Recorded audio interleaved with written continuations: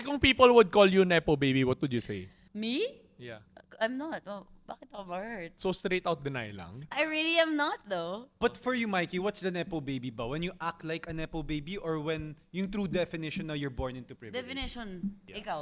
Definition. That's why I'm trying to like change it. Ako, Ma-hurt ka ba pag tinawag kang ganun? not really, but I'm not gonna accept it wholeheartedly. Pero hindi ko naman sasabihin na I'm not completely a Nepo baby. Pero hindi ko rin sasabihin na there's no way that I'm gonna accept it wholeheartedly na sasabihin ko na hindi ako Nepo baby, but I'm just gonna defend myself and say that I really am not.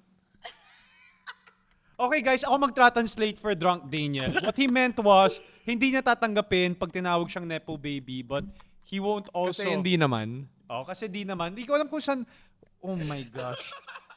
What Translated for Drunk Daniel. Go. Ano nangyari doon? As in,